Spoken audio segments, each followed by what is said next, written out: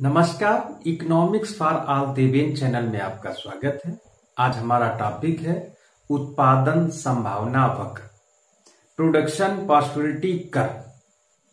हम जानते हैं कि साधन सीमित है। वो साधन चाहे प्राकृतिक हो, प्रकृति द्वारा निर्मित साधन हो, प्रकृति प्रदत्त साधन हो या मानव निर्मित साधन हो। साधनों की एक विशेषता है कि साधन सीमित है। दूसरी विशेषता है कि साधनों के वैकल्पिक प्रयोग है और साधनों के वैकल्पिक प्रयोग संभावनाओं को जन्म देते हैं। हम उपलब्ध संसाधनों के द्वारा, साधनों के द्वारा जो सीमित हैं, किंतु उनके द्वारा हम असीमित वस्तुएं बना सकते हैं।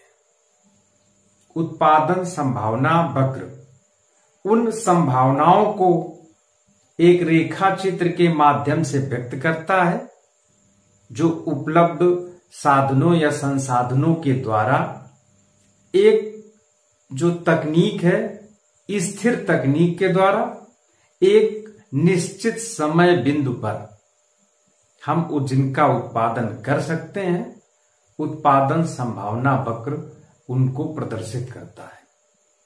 उत्पादन संभावना वक्र पीपीसी उन दो या दो से अधिक वस्तुओं के विभिन्न संयोगों को प्रदर्शित करने वाली रेखा है जिनको उपलब्ध साधनों व स्थिर तकनीक द्वारा एक विशेष समय पर उत्पादित किया जा सकता है। तो उत्पादन संभावना वक्र दो या दो से अधिक वस्तुओं के विभिन्न संयोगों को प्रदर्शित करने वाली रेखा है जिनको जो साधन संसाधन उपलब्ध हैं उनके द्वारा एक स्थिर तकनीक के द्वारा एक विशेष समय बिंदु पर उत्पादित कर सकते हैं। तो इस परिभाषा के जो मुख्य बिंदु हैं, तो उसमें दो या दो से अधिक वस्तुएं, ये याद रखना है, दो या दो से अधिक वस्तुएं। दूसरी है उपलब्ध साधन। तीसरा मुख्य बिंदु है स्थिर तकनीक और चौथा है समय विशेष। ये चार मुख्य प्राण तत्व इस परिभाषा के हैं। यदि हमें यही बिंदु याद रहे, दो या दो से अधिक वस्तुओं का उत्पादन, उपलब्ध संसाधन, स्थिर तकनीक और समय, तो हमारी परिभाषा कंप्लीट हो जाएगी। तो उत्पादन संभावना वक्र की साधारण सी परिभाषा याद रखें। दो या दो से अधिक वस्तुओं के जो उत्पादन है एक निश्चित तकनीक के द्वारा एक निश्चित समय बिंदु पर उपलब्ध संसाधनों के द्वारा जो उत्पादन होता है उसको प्रदर्शित करने वाली रेखा उत्पादन संभावना वक्र कहलाती है। एक उत्पादन संभावना सारणी, प्रथम संभावना कि हम केवल x वस्तु का ही उत्पादन करें। यदि हम दो वस्तुओं का उदाहरण ले लें तो पहली जो एक विकल्प है हमारे पास, पहली संभावना है कि या तो केवल हम x वस्तु का उत्पादन कर दें। दूसरी संभावना है कि हम x वस्तु का उत्पादन न करें, पूरी जितना भी हमारे पास संसाधन उपलब्ध है वो सभी संसाधन लगा करके हम y वस्तु का उत्पादन कर ले। अब यहां पर आगे हम लोग पढ़ेंगे अवसर लागत सिद्धांत। अवसर लागत, तो अवसर लागत क्या है? तो यहां पर जब हम x वस्तु का उत्पादन नहीं करते हैं, y वस्तु का उत्पादन करते हैं, तो y वस्तु की जो अवसर लागत है वो जो हमने श्रेष्ठ विकल्प छोड़ दिया है x वस्तु का उत्पादन, वो होगी। हम तीसरी संभावना में पहुंचते हैं तो थोड़ा सा हम x वस्तु का उत्पादन कर लें और कुछ y वस्तु का उत्पादन कर लें। तो इस प्रकार से ये जब दो वस्तुओं का हम संयोग लेंगे तो उसमें तीन संभावनाएं उत्पन्न हो जाती हैं। एक सारणी के माध्यम से उत्पादन संभावना वक्र को हम समझें। दो वस्तुएं हैं, x वस्तु और y वस्तु। ए वस्तु, ए जो संभावना है, तो उसमें हम एक्स वस्तु का कुछ भी उत्पादन नहीं करेंगे, सारा उत्पादन वाई वस्तु का करेंगे। तो वाई वस्तु हमारे कितनी इकाइयां उत्पन्न होगी? 30 इकाइयां उत्पन्न होगी। इसी प्रकार से बी संभावना, तो उसमें एक्स वस्तु की 1 इकाई और वाई वस्तु की 25 इकाइयों का उत्पादन होगा।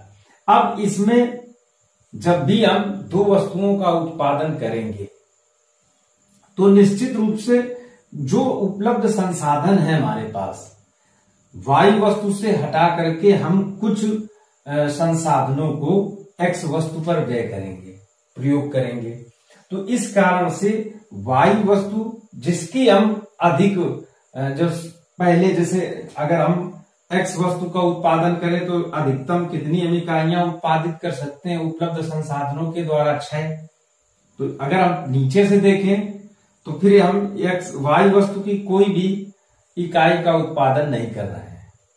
तो ऊपर एक्स वस्तु की घटते हुए क्रम में जब हम पहुंचेंगे तो देखेंगे कि वाई वस्तु की उत्पादित इकाइयों की संख्या बढ़ेगी। इसी प्रकार से दूसरी संभावना क्या है कि हम बी संभावना का चयन कर लें।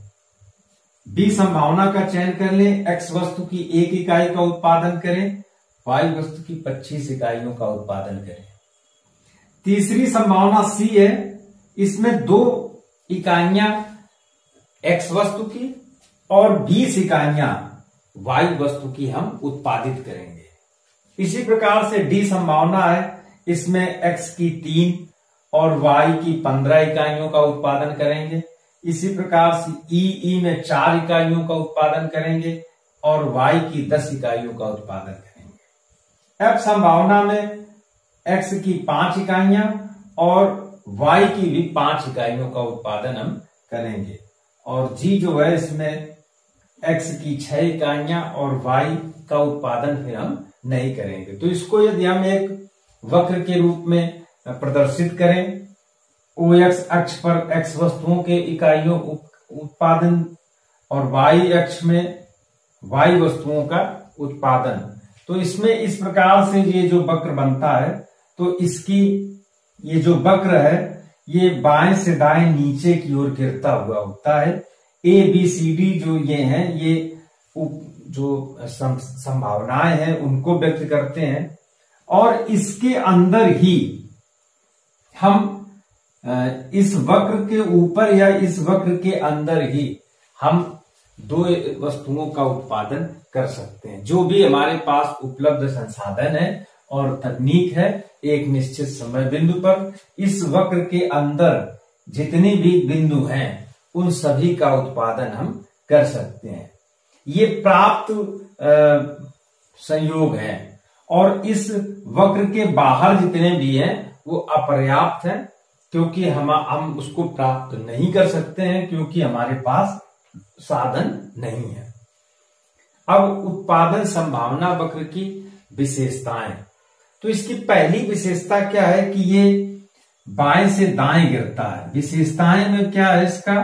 पहली विशेषता है कि ये बाएं से दाएं गिरता है, बाएं से दाएं नीचे की ओर गिरता हुआ होता है, क्योंकि इसमें जैसे जैसे हम दूसरी वस्तु का उत्पादन बढ़ाते हैं तो जिस वस्तु का उत्पादन हम कर रहे थे उस वस्तु का उत्पादन हमें कम करना पड़ेगा। और दूसरी विशेषता क्या है कि ये जो वक्र होता है ये नातोदर होता है, कॉन्केव होता है। ये भी उसी को प्रदर्शित करता है कि एक वस्तु का उत्पादन यदि हम बढ़ाते हैं तो दूसरी वस्तु का उत्पादन हमें घटाना पड़ेगा। उत्पादन संभावना वक्र की मान्यता है।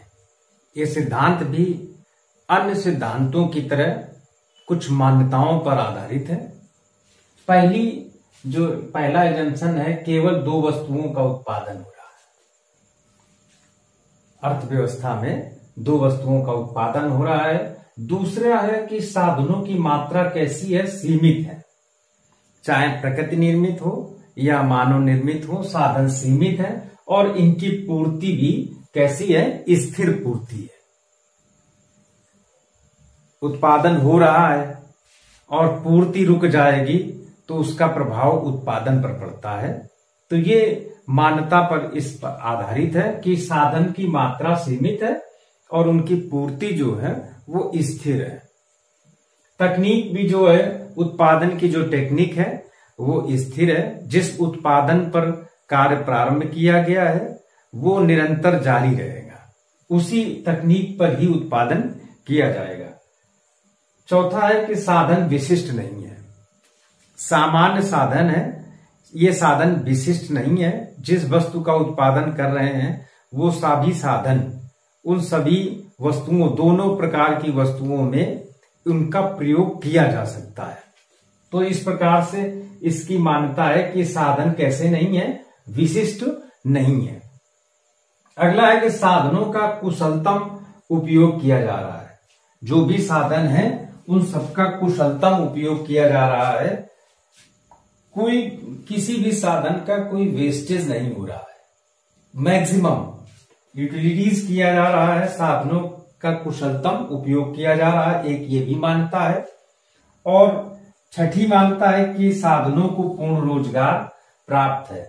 यदि साधनों को पूर्ण रोजगार प्राप्त है तो यदि साधन की मात्रा हमें बढ़ानी है तो उनके जो प्रतिफल है उसमें वृद्धि करना पड़ेगा। तो साधनों को पूर्ण रोजगार प्राप्त है।